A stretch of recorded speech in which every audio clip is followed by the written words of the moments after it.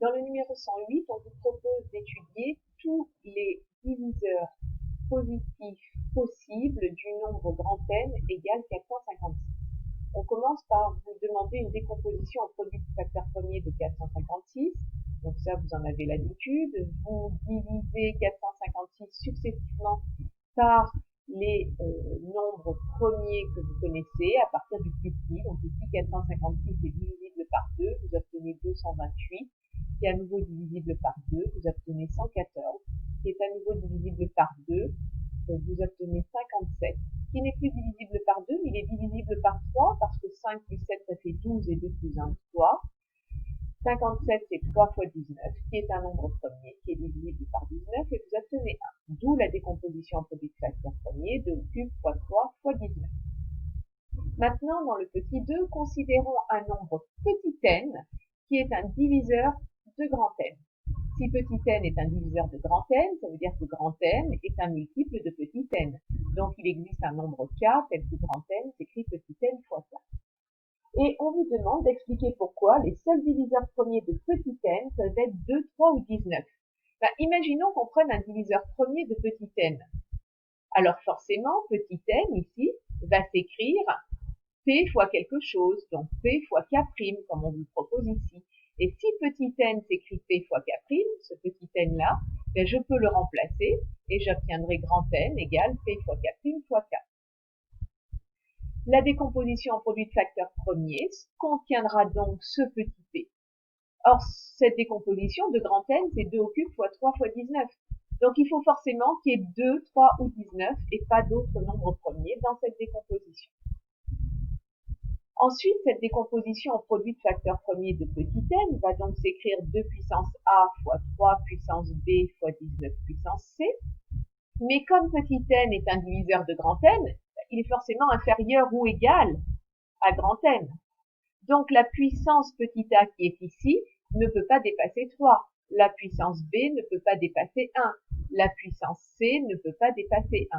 Ça voudra dire que a est compris entre 0 et 3, b entre 0 et 1 et c entre 0 et 1. Mais attention, a, b et c sont des entiers.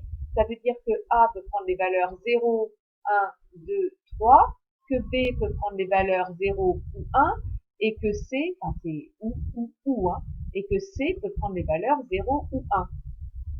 Et donc, on va étudier toutes les possibilités, c'est-à-dire toutes les valeurs de petit n possibles, suivant que A prend les valeurs 0, 1, 2, 3, B, 0, 1 et C, 0, 1 dans l'arbre suivant. Donc, dans l'arbre, on vous se dit, voilà, d'abord, je vais choisir A qui vaut 2 puissance 0. Si A vaut 2 puissance 0, B peut valoir 3 puissance 0 ou 3 puissance 1.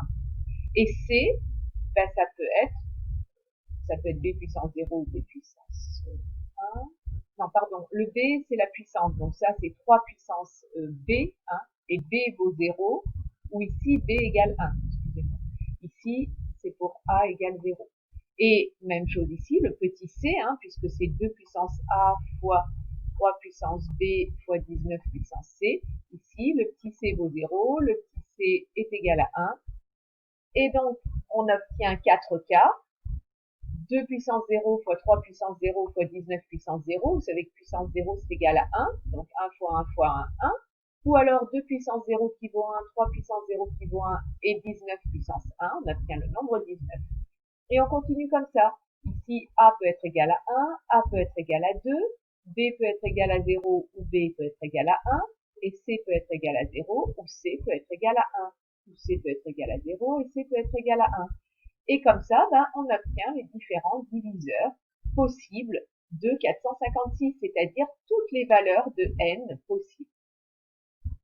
Donc, on les a toutes listées ici, et donc, on a les valeurs qui sont sous vos yeux de 1, 2, 3, etc. jusqu'à 456.